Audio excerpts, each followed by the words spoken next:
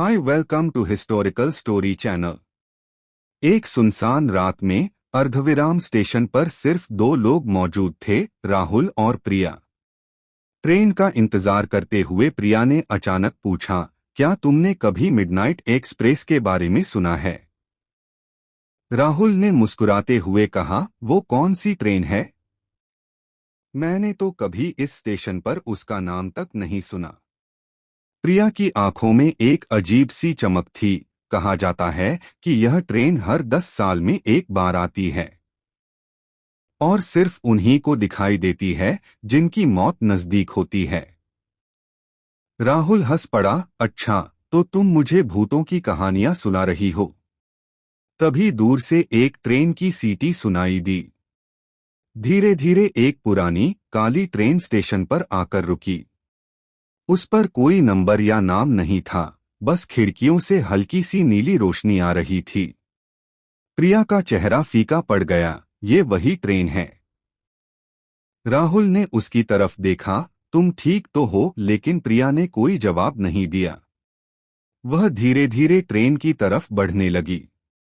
प्रिया, रुको! राहुल ने उसका हाथ पकड़ने की कोशिश की, लेकिन उसका हाथ सीधे प्रिया के शरीर से गुजर गया, जैसे वो कोई भूत हो। ट्रेन के दरवाजे खुले और प्रिया अंदर चली गई। फिर ट्रेन धीरे धीरे चल पड़ी और अगले ही पल गायब हो गई। राहुल स्तब्ध रह गया। तभी स्टेशन मास्टर की आवाज सुनाई दी, भैया, आप यहाँ अकेले क्या कर रहे हैं?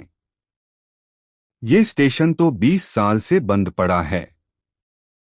राहुल ने पीछे मुड़कर देखा। स्टेशन मास्टर बूढ़ा और धुंधला सा दिख रहा था और फिर वो भी गायब हो गया। अगले दिन अखबार में खबर छपी, 10 साल पहले इसी स्टेशन पर हुई एक ट्रेन दुर्घटना में प्रिया नाम की लड़की की मौत हो गई थी। राहुल जब अगली सुबह उसी स्टेशन पर लौटा तो वहां एक बूढ़ा फेरीवाला बैठा था। उसने राहुल को देखकर कहा, बेटा, यहाँ 10 साल पहले एक ट्रेन पटरी से उतर गई थी। उसमें सवार सभी यात्री अधूरी इच्छाओं के साथ मर गए। वो अब भी इस स्टेशन पर भटकते हैं। तभी राहुल ने ट्रेन के पुराने पोस्टर पर नजर डाली। उसमें प्रिया की तस्वीर थी, जिसके नीचे लिखा था, मिडनाइट एक्सप्रेस का इंतजार करने वाली अंतिम यात्री। राहुल ने स्टेशन के पीछे एक टूटी हुई डायरी पाई। उसमें लिखा था, इस ट्रेन में सिर्फ वही चढ़ सकता है जिसके हाथ में काली रेखा वाला टिकट हो। पर ध्यान रहे, जो चढ़ गया वो कभी उतर नहीं सकता। अचानक राहुल की जेब से एक पुराना टिकट गिरा। उस पर लाल स्याही से लिखा था, एक सीट राहुल के नाम। सच्चाई का स्टेशन। उस रात 12 बजे फिर वही सीटी बजी। ट्रेन के दरवाजे पर खड़ी प्रिया ने कहा, तुम्हारी बारी है। पर पहले ये बताओ, क्या तुम जीवित हो या मृत? राहुल ने देखा, ट्रेन के शीशे पर उसकी परछाई नहीं दिख रही थी। क्या आपको लगता है कि राहुल की मौत पहले ही हो चुकी थी? राहुल ने जब अपनी परछाई नहीं देखी तो उसका दिल धक से रह गया। प्रिया ने धीरे से कहा, तुम्हें अब याद आया? 10 साल पहले जब यह ट्रेन पटरी से उतरी थी, तुम भी उसमें सवार थे। राहुल के सिर में तेज दर्द उठा। अचानक उसे सब याद आने लगा। आग, चीखें और फिर अंधेरा। तभी ट्रेन के अंदर से एक आवाज आई, जल्दी आओ, हमें पूरा होना बाकी है। अधूरी यात्रा। ट्रेन के अंदर सभी यात्री धुंधले से दिख रहे थे। एक बच्चा अपनी गुड़िया ढूंढ रहा था। एक बूढ़ा आदमी अपने बेटे का नाम दोहरा रहा था। प्रिया ने बताया, ये सभी वो लोग हैं जिनकी इच्छाएं अधूरी रह गईं। जब तक वो पूरी नहीं होती, हमें इस ट्रेन में भटकना पड़ेगा।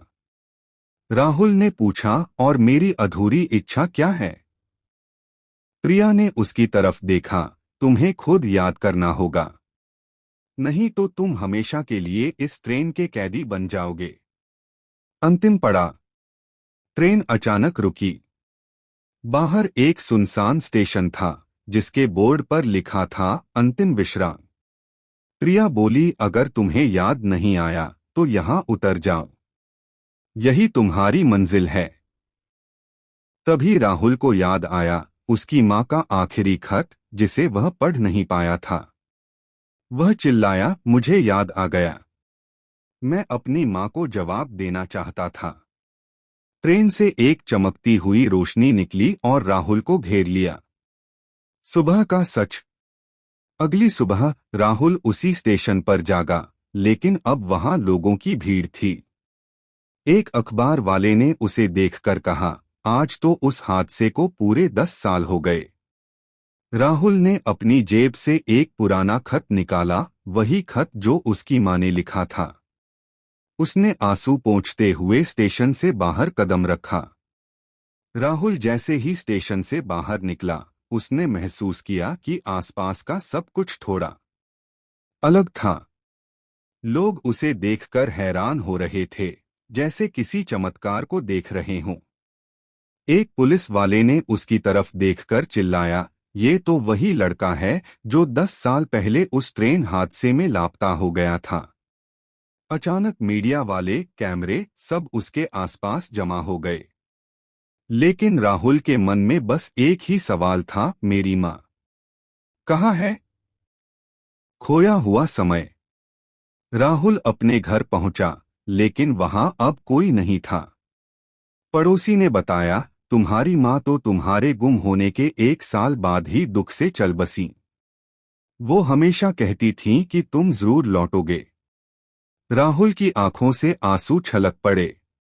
तभी उसे याद आया, ट्रेन में प्रिया ने कहा था कि अगर वो अपनी अधूरी इच्छा पूरी कर लेता तो उसे मुक्ति मिल जाएगी।